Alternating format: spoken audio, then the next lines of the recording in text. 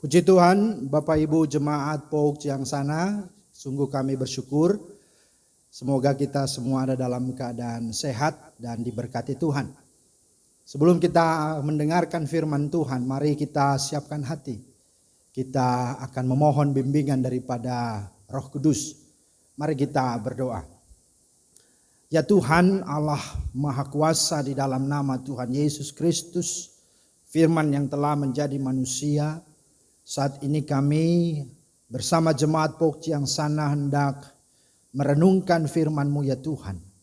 Karena itu kami berdoa dan memohon kiranya damai sejahtera Kristus yang melampaui segala akal, itulah yang memenuhi, yang memelihara hati pikiran kami ketika kami mendengar dan merenungkan firman-Mu. Dalam nama Tuhan Yesus kami berdoa. Amin.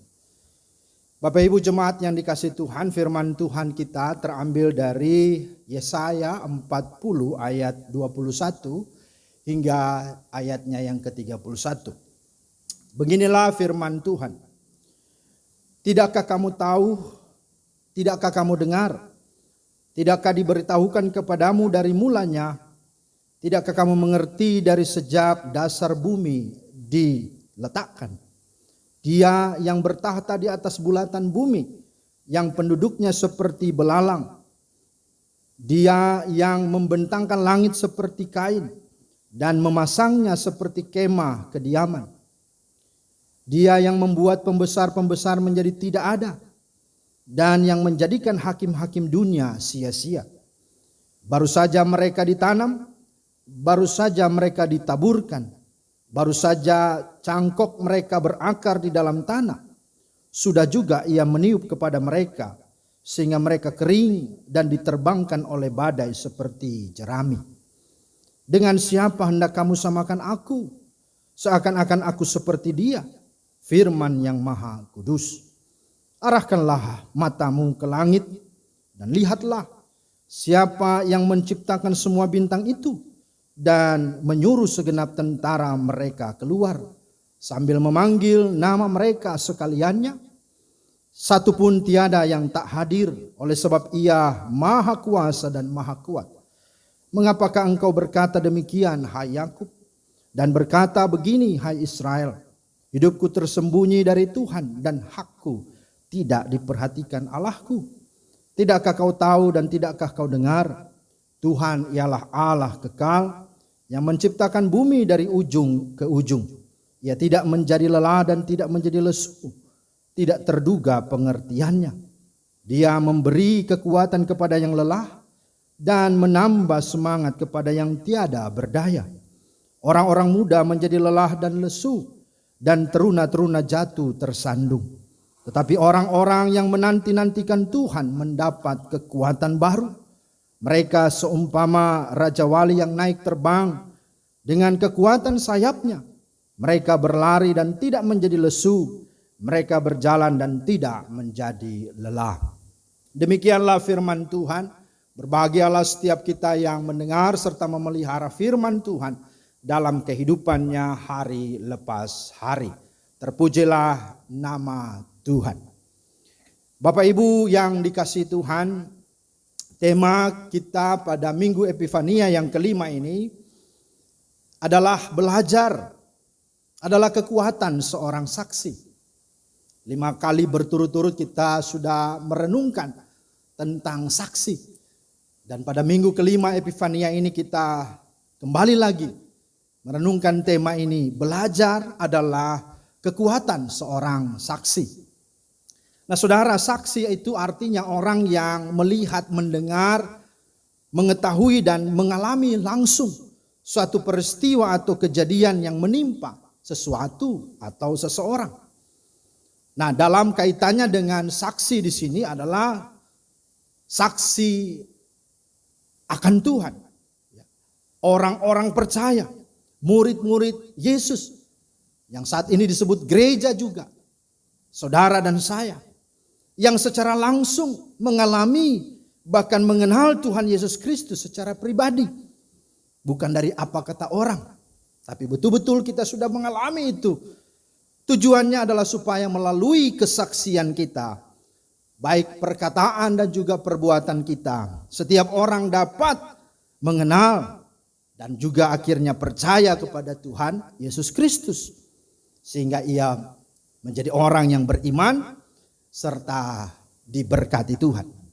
Nah, karena itu saudara, agar identitas dan kesaksian seseorang itu nyata, original, ya, efektif dan menarik, maka sebagai seorang saksi, ya, jangan berhenti untuk apa? Belajar, begitu ya. Seorang saksi harus terus menerus belajar. Apalagi hidup yang dijalaninya ini ya dinamis dan progresif, yang harus terus diisi dengan terus belajar. Ya, jika kita berhenti belajar, maka kita pun akan berhenti bertumbuh. Bahkan ketika kita berhenti belajar, maka kehidupan berhenti. Hanya sampai di situ juga, ya. Tidak peduli orang sepintar apapun, ia tidak akan bertambah baik dan bermutu apabila dia berhenti belajar. Ya, seorang yang bernama Yohanes Komenian berkata bahwa belajar itu berlangsung dari kandungan sampai kuburan, ya, from womb to tomb, gitu ya. Artinya sewaktu kita hidup, kita sudah harus belajar, dan selama kita hidup, kita harus terus belajar. Penata Sairin berkata hidup itu belajar, belajar dan belajar. Nah, terlebih lagi sebagai seorang saksi, maka belajar wajib hukumnya. Maka berdasarkan kebenaran ini, sebagai saksi harus belajar apa? Ini yang harus kita jawab. Setidaknya ada 4 hal yang harus dia pelajari. Yang pertama, dia belajar tentang Allah yang berkarya dalam sejarah hidup manusia, yang adalah pemelihara kehidupan kita. Dalam Yesaya 40 ayat 21 sampai 28, Nabi Yesaya menyampaikan ini ketika mereka ada di pembuangan. Dan di dalam perikop ini digambarkan dengan jelas bahwa sejarah kehidupan umat Israel, bahkan pengalaman hidup dan beragam peristiwa itu dialami. Dan semuanya ada di dalam pemeliharaan Tuhan, ada di dalam pimpinan Tuhan, ada di dalam penyertaan Tuhan. Dikatakan di situ bahwa pelajaran bagi umat adalah untuk semakin kagum dan tunduk kepada Allah, bahwa Allah yang mereka sembah, yang kita sembah adalah Allah yang maha kuasa, sekaligus Allah yang peduli terhadap kehidupan manusia yang diciptakannya. Tuhan tidak meninggalkan ciptaannya. Pengalaman pembuangan di Babel tidak meninggalkan ciptaannya, tidak membuat mereka dijauhkan, dibiarkan Tuhan, tapi justru ada dalam pemeliharaan Tuhan. Ya. Bahkan itu menjadi pelajaran berharga bagi umat Tuhan. Berkali-kali Yesaya menyampaikan dengan sebuah pertanyaan retoris kepada bangsa Yehuda bahwa Allah adalah pencipta dan pengendali seluruh ciptaan. Dia yang mengendalikan sejarah dunia ini. Dia yang mengatur segala musim, bahkan mengendalikan para pemimpin bangsa. Dikatakan di dalam ayatnya yang ke-25, ya. Di sana dikatakan, dengan siapa hendak kamu samakan aku? Ya. Jadi ini menjadi sesuatu pertanyaan retoris. Ya. Artinya bahwa adakah yang sebanding dengan Allah? Tidak ada. Itu jelas diuteraikan dalam ayat 21 sampai dengan ayatnya yang ke-26.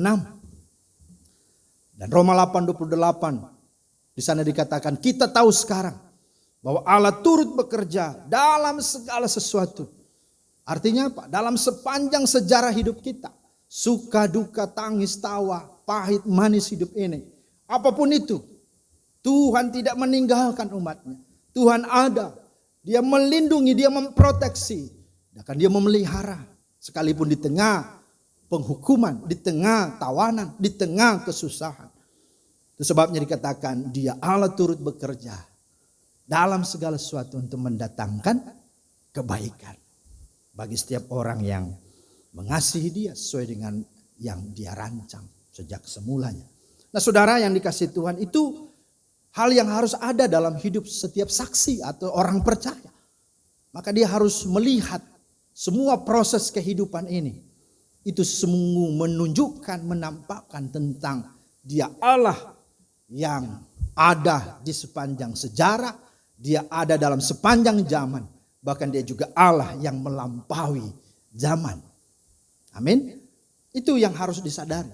Nah, hal yang kedua adalah apa yang saksi harus belajar.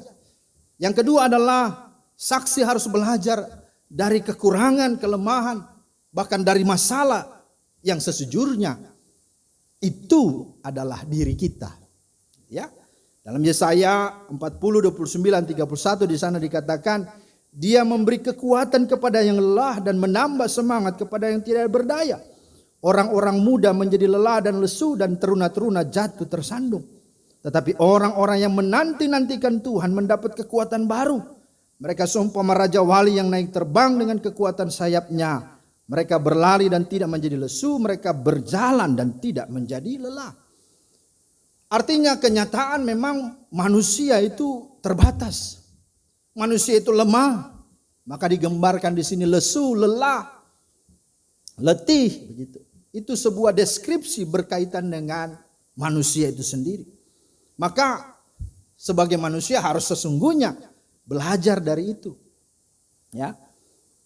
Ada yang menyampaikan bahwa orang yang mau sukses ya adalah orang yang menyadari kekurangannya dan yang mau memperbaiki kesalahannya. Setiap orang pasti punya kelemahan, pasti punya kekurangan, ya. Dan pasti pernah mengalami kegagalan dan masalah. Akan tetapi kegagalan ataupun masalah ataupun kelemahan ya tidak boleh mematahkan semangat perjuangan hidup, apalagi untuk menjadi saksi. Amin. Ya.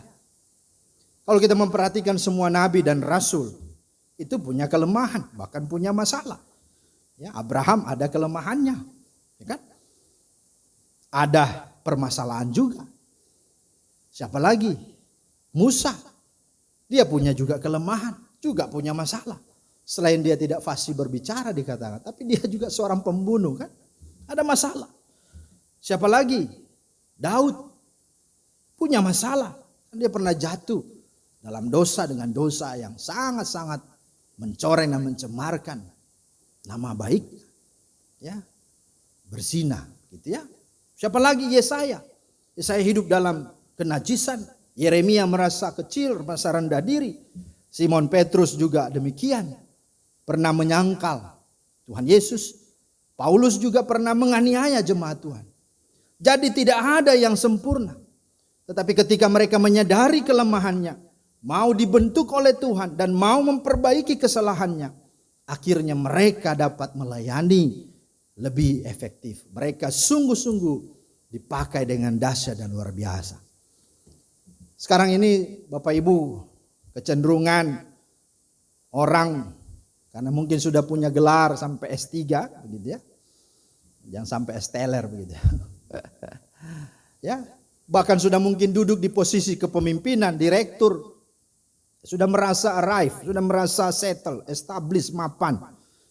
Ya, sehingga sudah merasa sempurna dan ya tidak lagi punya minat lagi untuk belajar. Tidak suka lagi memerlukan apa? Nasihat, masukan, pandangan, bimbingan dari orang lain. Nah ini namanya sindrom zaman sekarang. Ya. Nah ada sebuah ungkapan dari Epictetus ya. Dikatakan it is impossible to begin to learn that which one thinks one already knows. Jadi artinya ya tidak mungkin untuk memulai belajar jika seseorang berpikir bahwa ia sudah tahu semuanya. Nah mungkin orang mau belajar kalau dia sudah merasa dia paling hebat. Tidak akan bisa. Maka belajar itu mulai dari apa? Sikap untuk mau. Ada rendah hati di situ. Nah kita harus sadar bahwa kita ini terbatas. Dan tidak maha tahu. Di semua bidang. Sehingga ya kita menyadari hasrat kita untuk belajar. Ya harusnya berkobar-kobar, membara dan bergelora. Jangan pernah merasa kita sudah tahu semua. Jangan sekali-kali juga sok tahu. Bahasa anak muda sekarang sotoy gitu ya. Melalui kelemahan, keterbatasan, bahkan kegagalan masalah ini, kita belajar dan menjadi orang atau menjadi anak Tuhan, menjadi saksi yang berkarakter dan yang teruji. Ibaratnya seperti padi gitu ya. Ada filosofis padi kan? Ya, semakin berisi semakin merunduk, semakin berkualitas. Ya, sama dengan motonya Yohanes Pembaptis, biarlah dia semakin besar, aku semakin kecil. Belajar dari siapa diri kita, belajar dari kegagalan, masalah. Itu akan membuat kita menjadi pribadi, menjadi saksi yang berkarakter, yang beretika, yang berkepribadian, yang memiliki spiritualitas, seorang saksi yang benar dan berkenan, baik di hadapan Tuhan maupun juga di hadapan manusia. Nah, yang ketiga, apa yang harus saksi belajar? Yang ketiga, belajar firman Tuhan yang adalah pedoman hidup. Inilah yang harus ada. Dalam 2 Timotius 3:16 itu jelas di sana. Bahkan dalam Mazmur 119 ayat 103, firman Tuhan itu adalah pelita bagi kakiku dan terang bagi jalanku. Jadi kalau seorang saksi sudah berhenti tidak mau belajar lagi firman, wah bahaya, gitu ya. Padahal tujuan hidup dari seluruh keberadaan kita itu sudah dituliskan di dalam firman. Karena firman itu adalah pikiran, perasaan, dan kehendaknya Tuhan. Kalau kita adalah miliknya, anak-anaknya, saksinya, maka sesungguhnya seorang saksi harus memiliki pemahaman yang komprehensif, pemahaman yang utuh, pemahaman yang lengkap. Dan itu ada dalam firman Tuhan. Kenapa? Karena 2 Timotius 3:16 firman itu bermanfaat, menyatakan di sana dikatakan untuk mengajar. Mengajar artinya apa? Dari yang tidak tahu menjadi tahu. Ya, kemudian apa? Menyatakan kesalahan. Dialah yang mampu mengoreksi, dialah yang mampu mengkritisi setiap karakter sifat-sifat kita, tapi juga dia mampu memperbaiki kelakuan. Dia mampu membuat kita menjadi pribadi yang serupa dengannya, yang dirancangnya. Bahkan dia firman itu mendidik setiap kita adalah saksinya dalam kebenaran. Jadi firman itu terang menuntun. Sehingga dimanapun ada firman yang menemani kita, memimpin hidup kita. Nah, seorang saksi ya harus mengetahui secara persis, secara utuh dan lengkap apa yang disaksikannya. Karena yang disaksikannya siapa? Tuhan kan. Nah, semua yang dimaksud di dalam firman itu, itulah hati, pikiran, dan perasaannya Tuhan. Nah, kalau dia tidak tahu apa yang mau disaksikan. Nah, ini penting. Maka seorang saksi harus belajar firman Tuhan, harus merenungkan firman Tuhan. Maka Alkitab menjadi buku manual, ya, buku pedoman dan panduan utama bagi saksi, bagi setiap orang percaya, supaya dia bisa berjalan dalam tuntunan firman Tuhan. Ya. Dan ini juga bisa diperluas gitu ya. Kalau ada kesempatan juga untuk jemaat atau saudara-saudara ya belajar teologi gitu, belajar Alkitab, ya harus belajar begitu ya. Bukan dapat gelarnya. Kalau kita mau profesional ya itu gelar penting. Tapi kalau kita dituntut sebagai saksi, maka kita juga harus menambah pemahaman dan pengetahuan kita secara sistematis, secara formal, secara benar melalui pendidikan-pendidikan resmi, itulah teologi atau pendidikan-pendidikan Alkitab. Nah, itu yang ada. Ya. Penting untuk kita pahami. Nah, ada seorang berkata kepada saya, ya. Ngapain lagi mau belajar sekolah-sekolah tinggi-tinggi gitu kan? Tuhan sudah mau datang. Ya, saya kasih tahu, justru karena Tuhan mau datang maka saya sekolah. Supaya yang akhirnya saya tahu ya, bahwa yang datang itu Tuhan gitu ya. Karena kita belajar untuk supaya kita mengenal siapa Tuhan itu. Karena banyak orang berkata ada Mesias di sana, ada Mesias di sini kan. Dan itu sudah menjadi fenomena sekarang ini. Corona aja dikaitkan 66. Ya, ini sudah tandanya. Ya, tanpa itu pun seharusnya kita sudah pahami ya ini sudah zamannya kan begitu ya. Jadi tidak perlu ditakut-takuti untuk supaya kita akhirnya takut Tuhan. Kita takut Tuhan karena mengenal Tuhan, bukan karena ditakuti. Itu harus disadari. Ya, karena dunia ini sudah disampaikan oleh firman. Memang sudah akan terjadi demikian. Tapi berbahagialah orang yang mengenal Dia. Maka kita harus belajar. Karena saksi itu, ya kekuatannya, modalnya, itulah pemahaman, pengetahuan, dan pengenalan. Dan itu hanya ada ketika dia belajar firman Tuhan. Dan yang terakhir, belajar dari perkembangan zaman. Ya kan? Zaman ini ada, tentu tidak kebetulan. Dan kita tahu Alkitab ditulis tidak di ruang hampa atau di ruang kosong. Tapi dia ada dalam setiap zaman, dalam konteks pada waktu. Dan termasuk hari ini, saat ini. Mengapa? Karena itu pada akhirnya merupakan cara strategis bagi kesaksian pelayanan kita. Nah, Matius pasal 5 ayat 13-16 dikatakan kamu adalah garam dunia. Kamu adalah terang dunia. Bagaimana garam itu menjadi tawar?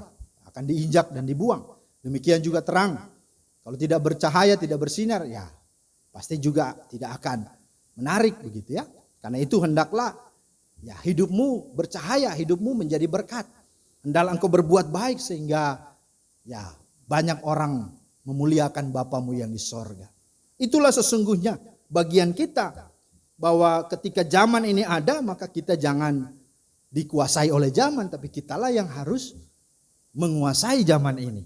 Maka itu sebabnya gereja harus belajar dari perkembangan zaman. Ada moto reformasi ya, dikatakan Ecclesia Reformata Semper Reformanda kan. Gereja itu dibaharui dan terus memperbaharui. Ya, artinya gereja itu tidak statis ya, tapi gereja itu dinamis. Gereja itu berproses dan berprogres. Maka itulah sebabnya gereja ya, harus upgrade diri dan sekaligus update gitu ya. Upgrade dan update ya, terhadap hal-hal baru. Maka ajaran dan kesaksian gereja akan dianggap usang, asing, kuno, jadul gitu ya, ketinggalan zaman bahkan kolot. Ya karena nggak upgrade, karena nggak update. Nah, kalau sudah seperti itu, ya generasi-generasi yang kekinian akan ya, meninggalkan gereja. Meskipun memang ya kita punya pengajaran, tapi kalau kita tidak memiliki strategi, misi, strategi marturia, strategi pelayanan, maka kesalahannya bukan kepada zaman ini, tapi kepada kita yang adalah gereja tidak mau belajar dari perkembangan zaman. Dalam Amsal 1 ayat 5 berkata, baiklah orang bijak mendengar dan menambah ilmu, dan baiklah orang yang berpengertian memperoleh bahan pertimbangan. Ya, nah sekarang bersaksi tidak semua orang harus pergi ke rumah-rumah, ke suku-suku terabaikan kan, walaupun itu pasti ada. Bahkan ke marketplace kita dimanapun kita berada. Tetapi sekarang bisa saja melalui apa? Ya melalui media sosial. Lewat Instagram, melalui WA, WhatsApp, melalui Facebook, Messenger, bahkan melalui YouTube, bahkan buat website. Nah itulah sesungguhnya media-media, instrumen, sarana untuk kita bisa efektif. Untuk memberitakan Injil, menjadi kesaksian melalui sarana-sarana ini. Ya. Karena itu di dalamnya buatlah konten-konten, buatlah vlog-vlog yang betul-betul mengajak orang untuk sungguh melihat Tuhan, percaya Tuhan dengan firman Tuhan yang kita sampaikan, tapi juga dengan kesaksian-kesaksian yang hidup yang bisa memenangkan dan menyelamatkan banyak orang. Nah, saudara-saudara yang dikasihi Tuhan, itulah sesungguhnya tema ini menjadi penting. Belajar hukumnya wajib bagi seorang saksi, ya, apalagi saksi Kristus. Ya. Kalau di pengadilan kan ada namanya saksi ahli, ada saksi yang memberatkan, ada saksi yang meringankan. Yang jelas mereka harus tahu, sehingga mereka bisa memberi pertanggungjawaban. Nah, apalagi kita, orang-orang yang sudah diselamatkan, maka saksi yang mau belajar, dia akan semakin rendah hati, low profile, menjadi humble. Tetapi juga dia akan semakin kuat dia akan semakin teruji, dia semakin dewasa menjalani kehidupan. Dan dia akan semakin diberkati untuk menjadi berkat. Jadi ingat, belajarlah ya, karena belajar adalah kekuatan seorang saksi Kristus. Kiranya Tuhan memeteraikan firman-Nya dan memberkati kita semua. Amin. Mari kita syukuri firman Tuhan. Kita masuk dalam doa syukur akan firman Tuhan dan doa syafaat diakhiri dengan doa Bapa kami. Kita berdoa. Betapa hati kami melimpah dengan syukur ya Tuhan. Oleh karena Minggu Epifania kelima ini, kembali lagi Tuhan mengajar kami tentang bagaimana menjadi seorang saksi. Jadi seorang saksi yang mampu memberi pertanggungjawaban baik di hadapan Tuhan dan di hadapan manusia, terlebih di hadapan dunia ini. Karena itu Tuhan tolong kami supaya kami sungguh-sungguh selami dan hidupi akan firman-Mu yang sudah kami dengarkan. Sehingga kami terus belajar dari hidup kami di dunia ini untuk sungguh boleh menjadi representasi-Mu Tuhan, menjadi wakil Allah di dunia ini yang menyaksikan tentang Tuhan, yang mewartakan dan memberitakan keselamatan itu kepada semua orang. Karena hidup kami sungguh-sungguh menarik, hidup kami sungguh-sungguh dipercaya, hidup kami sungguh-sungguh membawa setiap orang boleh sungguh akhirnya mengenal Tuhan. Terima kasih Tuhan, meteraikanlah itu di hati kami, mampukan kami semua, baik hamba dan juga semua jemaat-Mu Pok yang sana, agar sungguh-sungguh boleh menjadikan belajar adalah kekuatan bagi seorang saksi. Kami berdoa memohon pertolongan Roh Kudus. Bapa di sorga, di dalam nama Tuhan Yesus saat ini kami mau menyampaikan doa kami, syafaat kami kepadamu. Kami bersyukur untuk kami yang ada di tengah bangsa ini Tuhan. Kami boleh menikmati segala keamanan, tetapi juga di dalam semua situasi yang ada, baik itu pandemi COVID-19, baik itu bencana di sana sini. Tetap kami boleh merasakan Tuhan ada dan selalu melindungi bangsa kami. Engkau selalu ada bagi pemerintahan kami, sehingga masalah ini boleh bersama-sama, boleh bergandengan tangan bersama-sama menyelesaikannya. Dan terima kasih untuk sampai hari ini kami sungguh boleh dipimpin dan disertai Tuhan. Maka doa kami berkati pemerintahan bangsa ini, Presiden Pak Jokowi dan juga Wakil Presiden bersama Kabinet Indonesia Maju dengan beberapa program-program yang sangat strategis ke depan, menata kehidupan bermasyarakat dan mengedepankan kembali akan dasar-dasar kesepakatan bernegara, berbangsa yang adalah Bhinneka Tunggal Ika yang sedang terus diwujudkan ini. Biarlah Tuhan tolong supaya itu betul-betul kembali mengakar dan kuat di tengah-tengah masyarakat. Sehingga tidak ada lagi intoleransi, tidak ada lagi radikalisme, tidak ada lagi ketidakadilan. Tetapi semuanya bersama-sama boleh membangun bangsa ini ke depan semakin lebih baik. Berkati semua aparatur pemerintah pusat sampai daerah, aparatur keamanan negara, TNI Polri, kami serahkan semua dalam tangan Tuhan. Tuhan berkati. Bapa di sorga, di dalam nama Tuhan Yesus, kami juga berdoa menyerahkan Tuhan untuk pekerjaan misi. Baik dalam negeri, luar negeri, Tuhan berkati. Supaya biarlah pekerjaan misi ini terus nyata, terus bergerak dan terus berkembang di dalam setiap pelayanan-pelayanan gerejawi maupun juga pelayanan-pelayanan lembaga-lembaga misi. Kami berdoa Tuhan sebagaimana tema pada minggu ini. Biarlah gereja-gerejamu kembali menyadari bahwa mereka adalah saksi Kristus yang sudah Tuhan tebus dan selamatkan. Biarlah mereka boleh menjadikan semua apapun yang ada, yang sudah Tuhan buat oleh gerejamu ini. Dengan perkembangan zaman juga yang ada untuk betul-betul gerejamu boleh pakai dan efektif untuk boleh menjadikan semua sarana-sarana teknologi ini menjadi instrumen dan sarana Tuhan supaya nama Tuhan ditinggikan, dimuliakan, diagungkan dan sampai ke setiap pelosok-pelosok negeri di bangsa ini maupun juga di muka bumi ini. Kami serahkan semua dalam tangan Tuhan.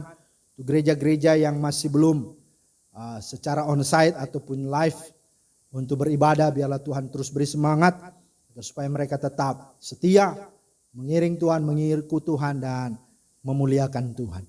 Bahkan gereja-gereja yang sudah bisa beribadah secara live juga Tuhan berikan juga mereka kekuatan dan semangat, bahkan juga perlindungan supaya mereka tetap menjaga protokol kesehatan sehingga ibadah ini terus berlangsung dalam berkat dan dalam kebaikan Tuhan. Bapa di sorga, dalam nama Tuhan Yesus kami berdoa, menyerahkan seluruh kehidupan gerejamu, jemaatmu Pouk Chiang Sana. Berkati semua hamba-hamba Tuhan. Tuhan berikan mereka kesehatan, kekuatan, hikmat, sehingga biarlah jemaat Tuhan yang Tuhan boleh percayakan mereka gembalakan dan layani betul-betul dapat berakar, bertumbuh, berbuah untuk kemuliaan Tuhan. Tuhan berkati setiap keluarga dari semua hamba-hambamu, para pendeta, supaya tetap ada dalam perlindungan Tuhan. Jauhkan dari segala COVID, jauhkan dari segala mara bahaya. Tuhan pakai dan Tuhan semakin lengkapi, lebih dahsyat lagi untuk boleh memperlengkapi dan menggembalakan jemaatmu yang ada di Pouk Chiang Sana. Kami juga berdoa untuk semua majelis, Tuhan juga berkati pengurus pengerja, berikan juga kebaikan Tuhan, perlindungan Tuhan. Tuhan jaga dan Tuhan beri sehat dan kuat dalam menjalani hari-hari hidup yang ada, dalam pekerjaan, dalam pelayanan, dalam rumah tangga. Tuhan berkati. Kami serahkan semua jemaat-jemaat Tuhan juga. Tuhan memberkati mereka semua. Dari anak-anak, remaja, pemuda sampai orang dewasa bahkan lansia. Tuhan memberkati. Berikan sukacita dan sejahtera di tengah pandemi COVID ini. Walaupun tidak bertemu muka dengan muka, bertemu secara langsung, tapi biarlah Tuhan hubungan-hubungan di dalam Tuhan terus nyata, terus terjalin. Ada doa-doa yang terus dinaikkan, ada dukungan-dukungan moral yang terus semangat nyata di tengah-tengah jemaat ini. Sehingga sekalipun tidak bertemu, tapi mereka merasakan kehadiran itu nyata di dalam kehidupan bersama jemaat-jemaat Tuhan. Berkati jemaatmu yang sakit, Tuhan tolong Engkau jamah dan pulihkan dan sembuhkan dari segala sakitnya. Yang lemah Tuhan kuatkan, Tuhan pulihkan. Yang berbeban berat, yang mengalami pergumulan-pergumulan, Tuhan Engkau gantikan dengan kelegaan, dengan sukacita dan jalan keluar. Bahkan yang bimbang ragu oleh karena berbagai-bagai persoalan hidup, Tuhan juga terus tetapkan teguhkan hati mereka untuk boleh hidup menyembah, taat dan setia, mengiring dan mengikut Tuhan. Terima kasih Tuhan. Berkati masa depan anak-anak kami yang dalam studi, baik itu di bangku SD, SMP, SMU maupun perguruan tinggi. Tuhan memberkati mereka supaya mereka boleh berhasil. Dan dasar dari semuanya biarlah Tuhan, hati takut Tuhan nyata dan sungguh-sungguh ada bagi setiap anak-anak kami. Kami berdoa juga anak-anak kami yang bekerja, Tuhan juga berkati supaya mereka boleh berhasil dalam hidup mereka. Terpuji-pujilah nama Tuhan. Kami serahkan seluruh kehidupan jemaatmu dalam segala aktivitas sepanjang minggu ke depan. Tuhan jualah yang memberkati. Tuhan pakai gereja Pouk Chiang Sana untuk menjadi saksi Tuhan. Untuk boleh menyatakan dan menyaksikan kebesaran Tuhan lewat setiap karya-karya hidup. Melalui setiap pelayanan. Lewat setiap persekutuan. Lewat setiap kesaksian, misi yang Tuhan berikan. Terpuji-pujilah namamu Tuhan. Kami bawa dan sampaikan doa ini. Dengan keyakinan Tuhan mendengar. Di atas segalanya ampuni dosa kami. Dan mari Tuhan layakan. Sehingga kami terus boleh dipakai Tuhan. Untuk hidup melayani dan memuliakan Tuhan. Demi nama Tuhan Yesus Kristus. Yang sudah mengajarkan murid-muridnya berdoa bersama-sama. Demikian. Bapa kami yang di sorga. Dikuduskanlah namamu. Datanglah kerajaanmu. Jadilah kehendakmu di bumi seperti di sorga. Berikanlah kami pada hari ini makanan kami yang secukupnya. Dan ampunilah kami akan kesalahan kami. Seperti kami juga mau mengampuni orang yang bersalah kepada kami. Dan janganlah membawa kami ke dalam pencobaan. Tapi lepaskanlah kami daripada yang jahat. Karena engkaulah yang mempunyai kerajaan dan kuasa dan kemuliaan. Sampai selama-lamanya. Amin. Terpujilah nama Tuhan. Bapak Ibu yang dikasihi Tuhan, kita sudah di akhir ibadah kita pada minggu pagi hari ini. Maka sebagai pesan pengutusan, mari kita kembali dalam seluruh aktivitas kita. Jangan lupa, saudara dan saya adalah saksi, adalah muridnya, anak-anak Tuhan. Mari kita terus belajar, karena belajar adalah kekuatan dari seorang saksi. Biarlah firman Tuhan hari ini terus meneguhkan dan menolong kita menjadi saksi yang terus memberitakan kasih sukacita dan keselamatan itu kepada setiap orang yang kita jumpai sepanjang minggu ke depan. Dan bahkan kita menjadi saksi sampai akhir kita menutup mata. Tuhan memberkati. Mari arahkanlah hatimu hanya kepada Tuhan dan terimalah berkat-Nya. Tuhan memberkati engkau dan melindungi engkau. Tuhan menyinari engkau dengan wajah-Nya dan memberi engkau kasih karunia. Tuhan menghadapkan wajah-Nya kepadamu dan memberi engkau damai sejahtera dari sekarang ini dan sampai selama-lamanya. Haleluya. Amin.